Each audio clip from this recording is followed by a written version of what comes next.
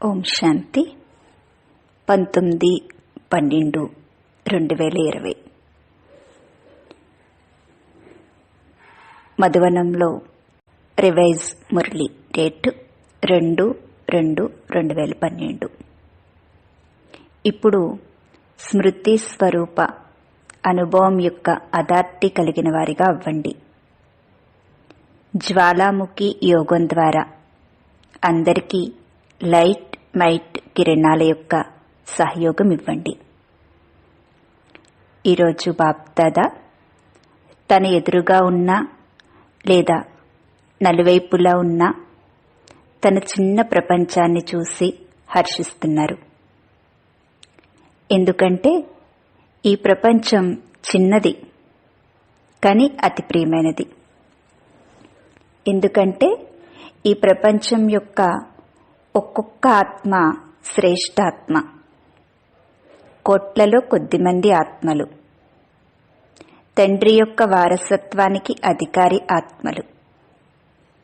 బాప్దాదా ప్రతి ఒక్క బిడ్డని చూసి హర్షిస్తున్నారు. ఈ ఒక్కొక్క బిడ్డ రాజా బిడ్డ అని. బాప్దాదా ప్రతి బిడ్డను స్వరాజ్యాధికారి మరియు విశ్వరాజ్యాధికారిగా తయారు చేశారు. ఈ సమయంలో అందరూ స్వరాజ్యాధికారులు అంటే మనసు, బుద్ధి, సంస్కారాలు మరియు కర్మేంద్రియాలకి రాజులు. కర్మేంద్రియాలకి వసులు కాదు మీరు, మీ మనసుకి కూడా యజమానులు. ఇలా స్వయాన్ని మనసుకి యజమానిగా, సంస్కారాలకి యజమానిగా భావిస్తున్నారా? ఒకసారి మీరు మనసుకి యజమానిగా, మరోసారి మనసు మీకు యజమానిగా అవటం లేదు కదా అడుగుతున్నారు బాబా. నా మనస్సు అని అంటున్నారు కానీ నేను మనస్సు అనటం లేదు కదా. అంటే నా మనస్సు అంటే నాది, నాది అనేదానికి మీరు యజమానులు కనుక పరిశీలించుకోండి. అప్పుడప్పుడు మనస్సు మీకు యజమాని అయిపోవటం లేదు కదా. ఎందుకంటే ఈ సమయంలో బాప్దాదా ప్రతి ఒక్కరిని స్వరాజ్యాధికారి అనే ఆసనంపై కూర్చోబెట్టారు. ఇప్పటి స్వరాజ్యాధికారులు మరియు భవిష్య రాజ్యం అయితే మీదే, అంటే డబల్ రాజ్యాధికారులు. బాప్దాదా చూస్తున్నారు ప్రతి బిడ్డ స్వరాజ్యాధికారితో పాటు స్వమానదారి కూడా. కనుక నేను స్వమానదారి ఆత్మను. ఈ స్మృతిలో ఉంటే స్వమానాల యొక్క జాబితా మీ ముందుకొస్తుంది. అనేక స్వమానాలు ఇచ్చారు బాబా మీకు. ఆ స్వమానాల మాల ఎదురుగా వస్తుంది కదా. బాప్దాదా ప్రతి బిడ్డ మెడలో స్వమానాల మాల వేశారు. స్వమానం వింటూనే మీ ఎదురుగా కూడా మీ స్వరూపం స్మృతిలోకి వచ్చింది కదా. గుర్తు చేసుకోండి ఒక్కసారి మీ స్వమానాలు. అనాది స్వరూపంలో మీ స్వమానం ఎంత గొప్పది. అనాది స్వరూపంలోకి వెళ్ళిపోయారా? ఒక్కసారి బాబా చెప్పినట్లుగా అనాదిగా మన స్వమానం ఏంటి, ఆ స్వమానంలోకి వెళ్ళిపోయారా అడుగుతున్నారు బాబా. అనాదిగా మన స్వమానం ఏంటంటే బాబాతో పాటు మెరిసే ఆత్మగా ఉంటారు. ఒక్కసారి ఇలా అనుభవం చేసుకోండి అంటున్నారు బాబా. బాబాతో పాటు ఉన్న కారణంగా విశేషంగా మెరుస్తూ కనిపిస్తున్నారు. అనాదిగా మన స్వమానం ఏంటంటే బాబాతో పాటు విశేషంగా మెరిసేటువంటి ఆత్మలం మనం.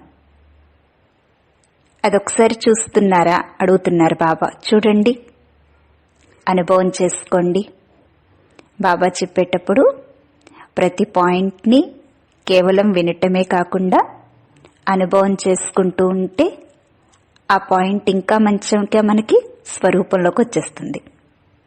కనుక బాబా చెప్తున్నారు ఆకాశంలో కూడా కొన్ని నక్షత్రాలు విశేషంగా మెరుస్తూ ఉంటాయి. అలాగే అనాదిగా మీరు బాబాతో పాటు ఉన్న కారణంగా మెరుస్తూ ఉన్న ఆత్మలు. అంటే మీ మెరుపు చాలా విశేషమైనది. అందరూ ఉంటారు ఆత్మలు బాబా చుట్టూరు పరంధామంలో. కానీ మీరెంత విశేషమైన వారంటే బాబా పక్కనే ఉంటారు మీరు. అందుకని మీ మెరుపు చాలా విశేషంగా ఉంటుంది. గుర్తొచ్చిందా మీ అనాది స్వరూపం? అనుభవం చేసుకున్నారా? ఒక్క నిమిషం అలా అనాది స్వరూపంగా బాబా పక్కనే మెరిసేటువంటి ఆత్మగా అనుభవం చేసుకోండి.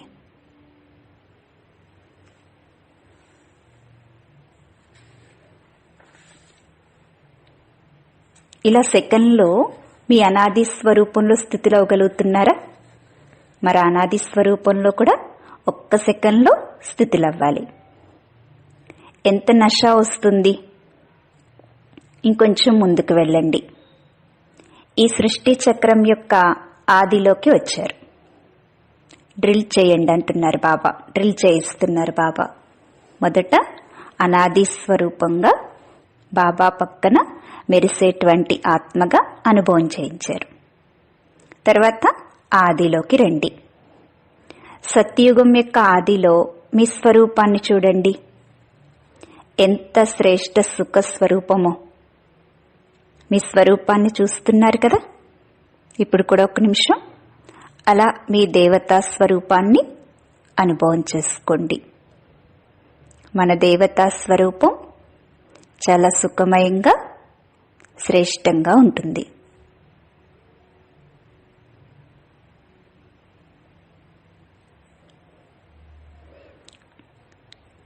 ఏ రాజైనా, మహాత్మైనా, నేతైనా ఇటువంటి సర్వప్రాప్తి స్వరూపాన్ని చూసారా?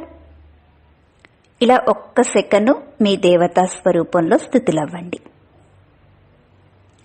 ఇలా ఆదిలో మీ యొక్క శ్రేష్ఠ సుఖ దేవతా స్వరూపం. ఈ స్వమానంలో మీకు మజా వస్తుంది కదా. మేమే దేవత.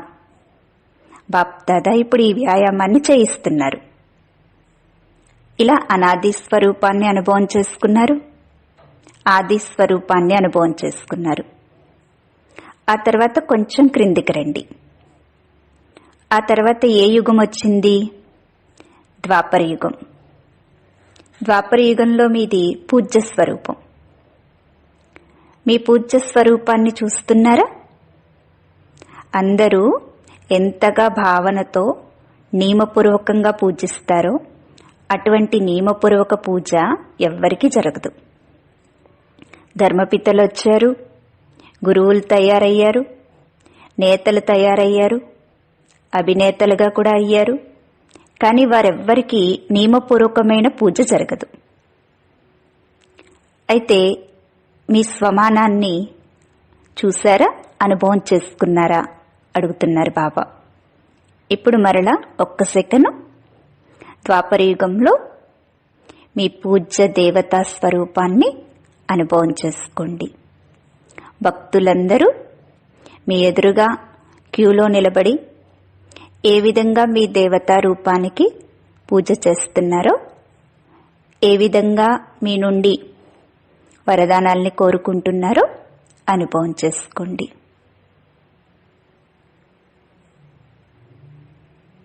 ఇలా అనుభవం చేసుకున్నారా అడుగుతున్నారు బాబా. ఇప్పుడు సంగమ యుగానికి రండి. అందరూ చక్రం తిప్పుతున్నారా? వెనుక ఉన్నవారు తిప్పుతున్నారా? చేతులెత్తండి. మీ స్వమానాన్ని చూడండి. ఎందుకంటే మీరు స్వరాజ్యాధికారులు కదా. సంగమ యుగంలో స్వయం భగవంతుడు మీ జీవితంలో స్వయం యజమాని. తన పిల్లలలో పవిత్రత యొక్క విశేషతను నింపుతున్నారు. పవిత్రతయే సర్వ అవినాశి సుఖాల ఖజానా. మరి ఈ విధంగా తయారు చేసిన వారెవరు? స్వయంగా భగవంతుడు. సంగమయుగం యొక్క విశేషత ఏంటంటే పవిత్రత. ఈ పవిత్రత ద్వారానే సర్వ అవినాశి సుఖాల యొక్క ఖజానా మీరు పొందగలుగుతున్నారు. అయితే ఈ పవిత్రత ఖజానా ఇచ్చి మిమ్మల్ని పవిత్రంగా చేసింది స్వయం భగవంతుడు. ఇప్పుడు కూడా ప్రత్యక్ష రుజువుగా బాబా నుండి మీకు పవిత్రత యొక్క వారసత్వం లభించింది. ఇప్పుడు పరిశీలించుకోండి. పవిత్రత సర్వప్రాప్తులకి ఆధారం. పవిత్రత ద్వారా మీరందరూ మాస్టర్ సర్వశక్తివంతులయ్యారు. అయితే పరిశీలించుకోండి. పవిత్రతా శక్తితో సర్వశక్తులు నేను ప్రాప్తించాయా? కొంతమంది పిల్లలు అంటున్నారు, బాబా అయితే సర్వశక్తులు ఇచ్చారు, కానీ కొన్ని సమయాలలో ఏ శక్తి కావాలో ఆ శక్తి కొంచెం సమయం తర్వాత వస్తుంది, ఆ విషయం సమాప్తి అయిపోయిన తర్వాత వస్తుంది అని. దీనికి కారణం ఏంటి? బాబా అయితే వరదానంగా సర్వశక్తులు ఇచ్చారు, కానీ సమయానికి రావటం లేదు. దీనికి కారణం ఏంటి? మాస్టర్ సర్వశక్తివాన్ అనే సీట్పై ఉండట్లేదు. ఎవరైనా కానీ సీట్లో కూర్చుని చెప్తేనే వారి ఆజ్ఞను అందరూ పాటిస్తారు. అలాగే మీరు కూడా ఎప్పుడైనా ఏ శక్తినైనా ఆజ్ఞాపిస్తున్నప్పుడు మొదట నేను స్మృతి అనే సీట్పై సెట్ అయి ఉన్నానా అని పరిశీలించుకోండి. స్వమానమనే సీట్పై ఉన్నారా? స్మృతి అనే సీట్పై స్థితిలవ్వండి. అప్పుడు సర్వశక్తులు మీ దగ్గరికి రావటానికి బంధించబడి ఉంటాయి. ఎందుకంటే సర్వశక్తివంతుడైన బాబా మిమ్మల్ని మాస్టర్ సర్వశక్తివంతులుగా తయారు చేశారు. అయితే ఇంత శక్తిశాలి స్వమానధారి అయ్యి మీరు నడుస్తున్నారు కదా. మీ స్వమానాన్ని చూసారా? సంగమయుగంలో మీ స్వమానం ఏంటి? మాస్టర్ సర్వశక్తివాన్ ఆత్మ. ఒక్క సెకను. మాస్టర్ సర్వశక్తివాన్గా సర్వశక్తివంతుడైన బాబా నుండి సర్వశక్తులు పొందుతున్నట్లుగా అనుభవం చేసుకోండి.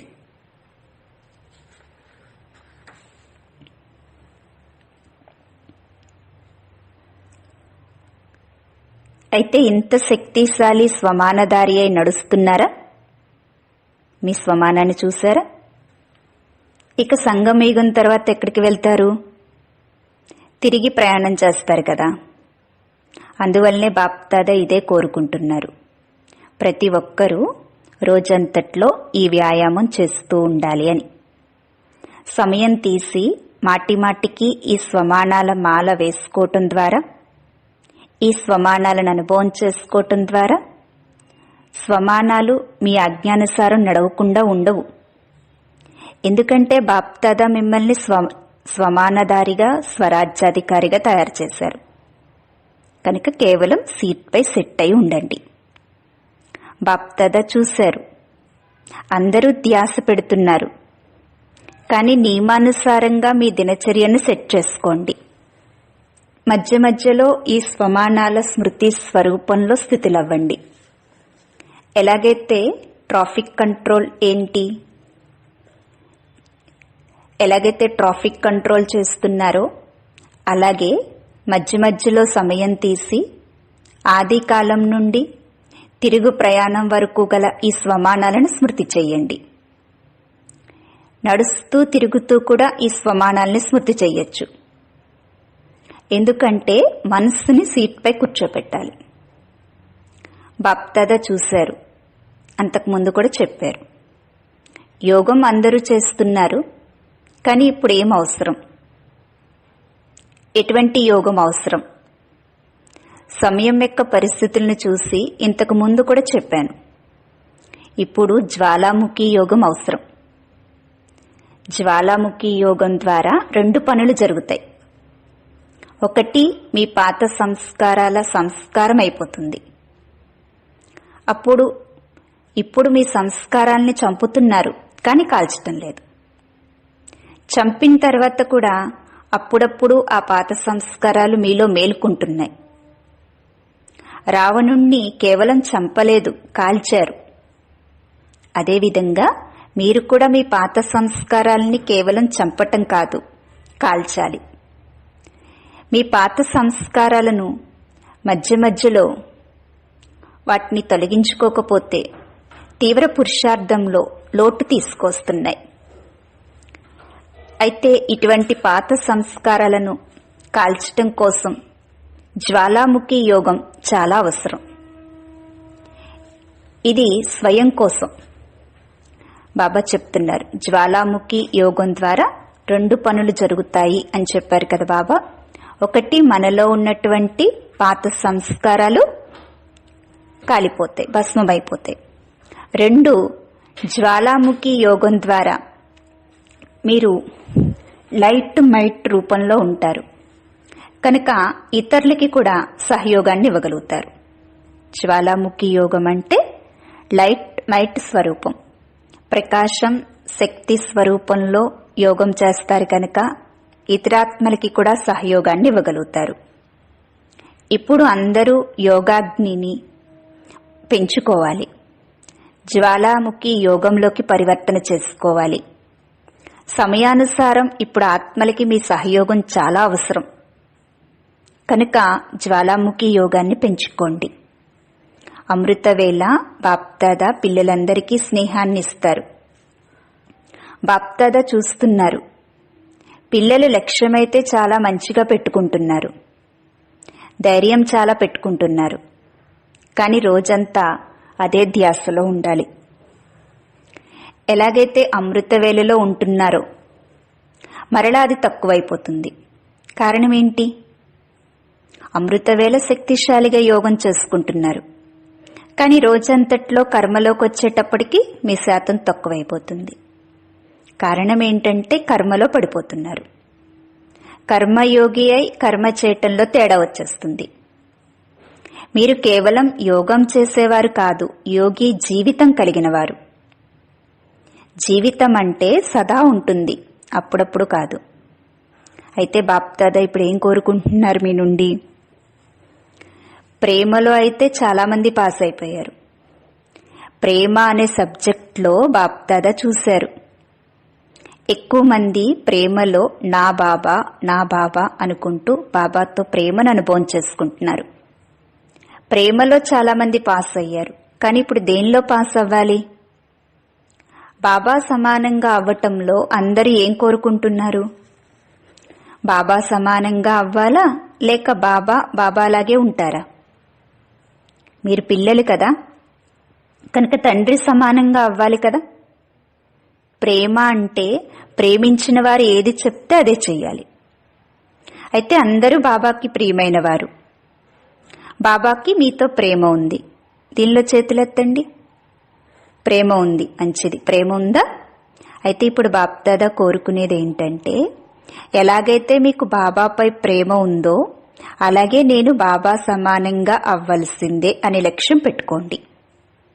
దీనికి చేతులెత్తండి. నిశ్చయం పెట్టుకుంటున్నారు, చేతులైతే బాగా ఎత్తుతున్నారు. బాప్దాదా చూస్తున్నారు. అయితే బాప్దాదా కోరుకునేది ఏంటంటే, ఒక్కొక్క బిడ్డ ముఖం మరియు నడవడికలో సంతోషవంతంగా మరియు అదృష్టవంతంగా కనిపించాలి. ఎందుకంటే సమయానుసారం ఇప్పుడు మీ ముఖం చాలా సేవ చేస్తుంది, అవసరం ఉంటుంది. దీనికోసం బాప్దాదా కోరుకునేది ఏంటంటే, ఇప్పటి నుండి లక్ష్యం పెట్టుకోండి. ఎలాగైతే ఇప్పుడు 75 సంవత్సరాల ఉత్సవం కారణంగా అందరికీ సేవ చేయాలనే ఉల్లాసం వచ్చిందో అలాగే ఉల్లాసవంతమైన ముఖంతో సేవ చేయాలి. ఎందుకంటే రోజురోజుకి ప్రమాదకర సమయం రానున్నది. అటువంటి సమయంలో మీ ముఖం ఆత్మల్ని సంతోషపరచాలి కనుక ముఖం ద్వారా నడవడిక ద్వారా సేవ చేయాలి అనే లక్ష్యం పెట్టుకోండి. బాప్దాదా ఈరోజు అమృతవేళ నలువైపులా చుట్టూ తిరిగారు. అయితే ఏం చూశారు? అమృతవేళ అందరూ ఆసక్తిగా యోగంలో కూర్చుంటున్నారు, కానీ అన్నింటికంటే గొప్ప అథారిటీ అనుభవం యొక్క అథారిటీ. కూర్చుంటున్నారు కానీ అనుభవం యొక్క అథారిటీ ఉండాలి. స్మృతిలో కూర్చుంటున్నారు కానీ స్మృతి స్వరూపం యొక్క అనుభవం కావాలి. కానీ అనుభవం యొక్క అథారిటీ యొక్క అనుభవం కొంచెం సమయమే పిల్లలకు ఉంటుంది. నేను బాప్దాదా యొక్క హృదయ సింహాసనాధికారిని అని ఆలోచిస్తున్నారు, కానీ స్వరూపంగా అవ్వటం, అనుభవీమూర్తులుగా అవ్వటం, అనుభవంలో లీనమవ్వటం ఇప్పుడు దీనిలో ఇంకా ముందుకు వెళ్ళాలి. కేవలం అనుకోవటం కాదు, అనుభవం చేసుకోవాలి. ఎందుకంటే అనుభవం అనేది అన్నింటికంటే గొప్ప అథారిటీ. కేవలం స్మృతి చేయటం కాదు, స్మృతి స్వరూపంగా ఉండటాన్ని అనుభవం అంటారు. కనుక అనుభవంలో లీనమైపోవాలి. మీరు ఏ స్వరూపాన్ని స్మృతిలో ఉంచుకుంటున్నారో ఆ స్వరూపం యొక్క అనుభూతిలో ఉండాలి. మీరు అమృతవేళ ఏ స్వమానాన్నైతే తీసుకుని ఏ స్వరూపాన్నైతే జ్ఞాపకం చేసుకుంటున్నారో కేవలం ఆ స్వరూపాన్ని స్మృతి చేయటం కాదు, ఆ స్వరూపం యొక్క అనుభూతిలో లీనమవ్వాలి. ఇది మరింత అవసరం. ఎందుకంటే అనుభవాన్ని ఎప్పుడూ మర్చిపోరు. ఎవరైనా కానీ మీరు ఎవరొకరి అనుభవం ద్వారా చెప్పటానికి ప్రయత్నిస్తారు కదా.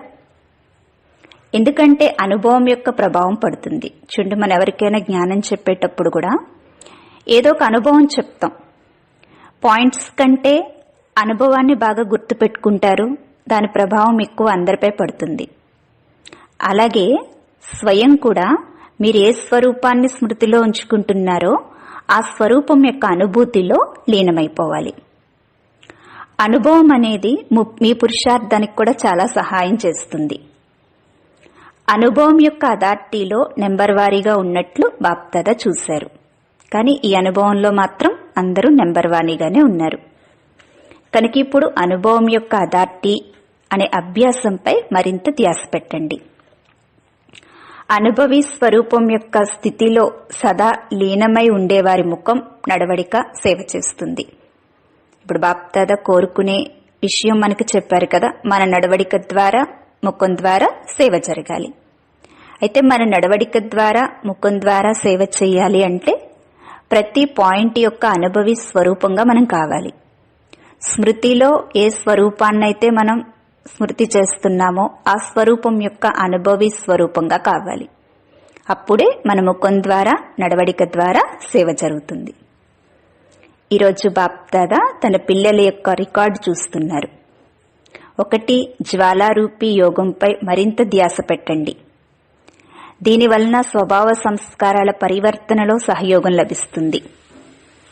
ఇది నా సంస్కారం అని మీరు ఏదైతే చెప్తున్నారో ఆ సంస్కారం మధ్య మధ్యలో తన కార్యం తను చేస్తుంది. కానీ బాప్దాదా ఒక విషయం గురించి సంతోషంగా ఉన్నారు. అదేంటి?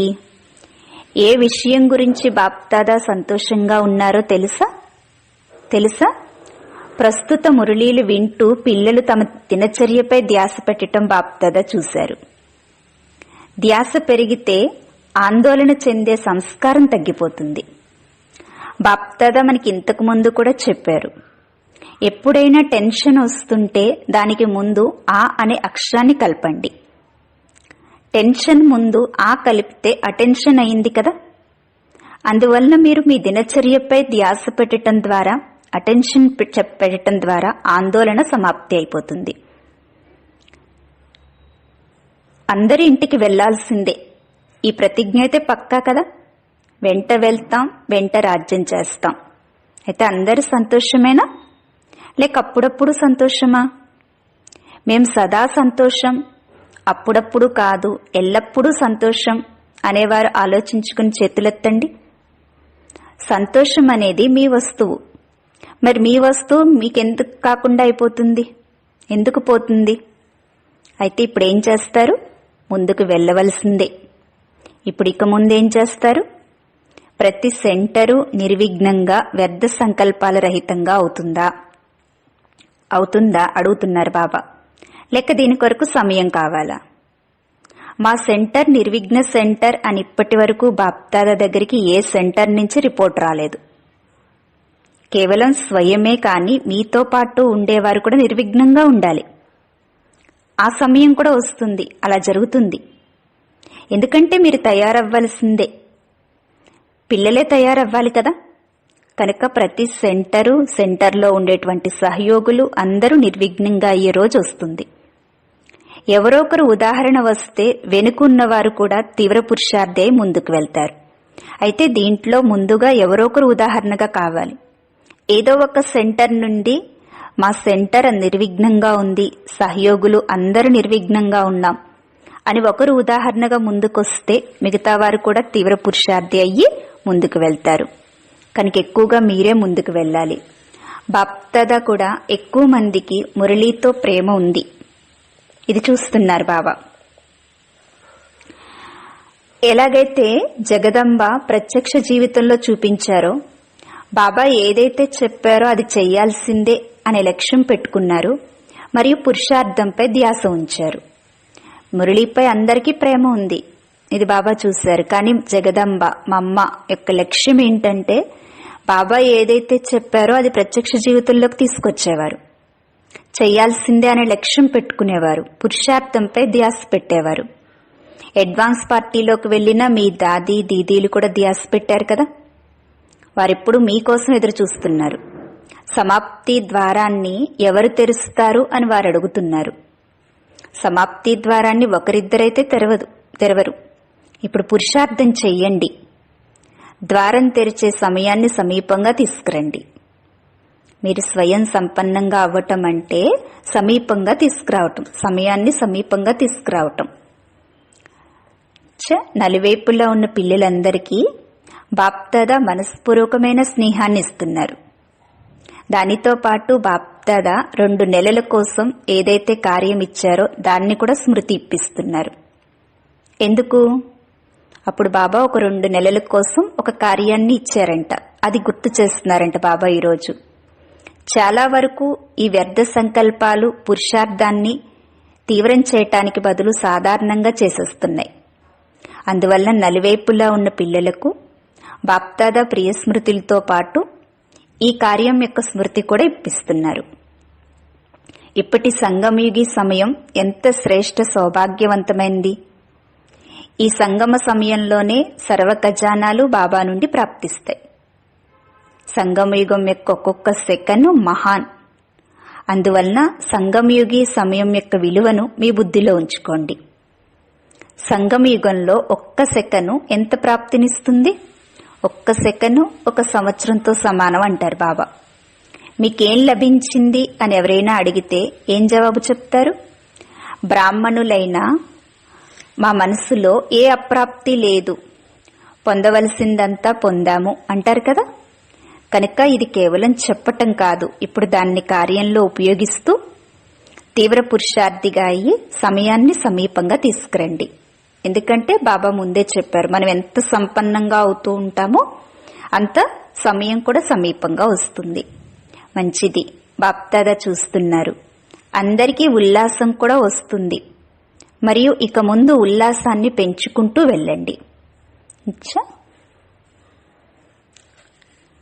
ఆత్మిక తండ్రికి ఆత్మిక పిల్లల యొక్క ప్రియ స్మృతులు మరియు నమస్తే నమస్తే.